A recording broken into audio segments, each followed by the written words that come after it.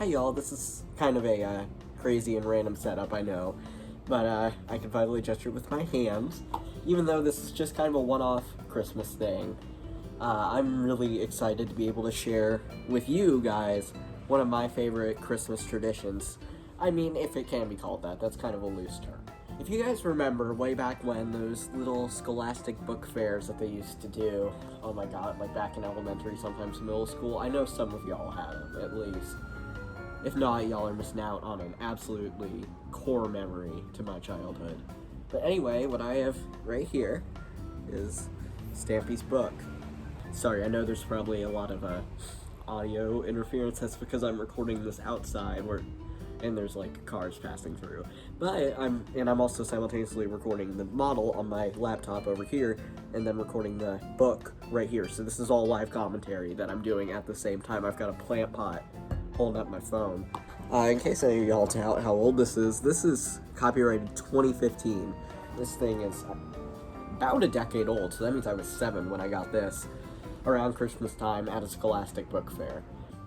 I do want to be honest though, I never really watched a ton of Stampy, like, as a child, and that's because I wasn't let anywhere near YouTube. I couldn't touch it with the 10-foot pole, and honestly, given now that I know more about internet history, about Elsagate, all those things, I'm honestly more glad than ever that I didn't. But there's still something so nostalgic, something so open about this book that makes it just feel kind of like home, you know? Of course, I think, even if you've watched Stampy or not, you probably know what the Love Garden is out of cultural osmosis. And it's hard to believe that, man, now that we're seeing, like, the other end of Stampy's lovely world, you know, how long it's lasted, how much of a legacy it's left, how many childhoods it's impacted. I'm, like, sitting here trying to record while not looking like a complete...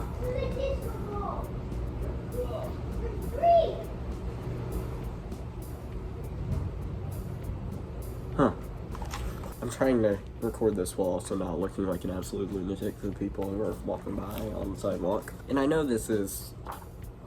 Get out of here, mosquito. I know this is, like, pretty easily written off as, like, a standard, run-of-the-mill, kind of boring, YouTuber book, right? But I feel like there was just some love put into this, and I think that's part of what makes it unique, right? There's a specific page I'm looking for. Top 10 secrets. I'm trying not to show too much of the book because I don't want to, get copyright struck out of my ass. This is a really interesting process. And it's honestly one that I, for the most part, agree with. I've been doing content creation for, 5 years? I definitely agree with these steps. 2, I think, really only, applicable if you're doing, like, a story-based sort of thing. But definitely upload regularly is a very key part of being a content creator. Get inspired. That's where I get a lot of, like, the formatting. It just brings me back. There's just something about holding something that you interacted with in childhood that kind of still brings you back to that after, even years after. It's incredible. I know, I'm getting a little bit sappy here, but another thing that's just kind of incredible is how much work went into each single episode. You know, this is like, Lovely World ended up being like, 300, 400 episodes, maybe early 500? There were a lot. And the fact that this amount of planning goes into each and every single one makes you wonder, how many hours do you guys think he spent on all of this? It's crazy. Hold on. I'm gonna look this up. I curiosity. How old was Stampy when he started YouTubing? So he was 20 when he started YouTubing. That means I'm 3 years ahead of the curve. Let's go. So I know this didn't really have a ton of substance, especially because I don't want to, share the contents of the book since I, don't own copyright. I just wanted to share snippets of it that kind of bring me joy, make me happy. I always just make a point of revisiting this book every December, and I figured this December, why not do it with you guys? So yeah.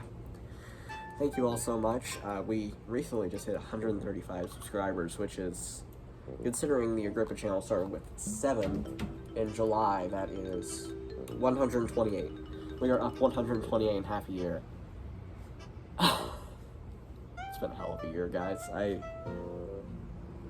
don't know if I can put into words how much that means. Like, considering how much of an exponential process subscribers can be. If you'll excuse me, y'all, Merry Christmas. Take care. Spend some time with your families. Love y'all. Happy holidays.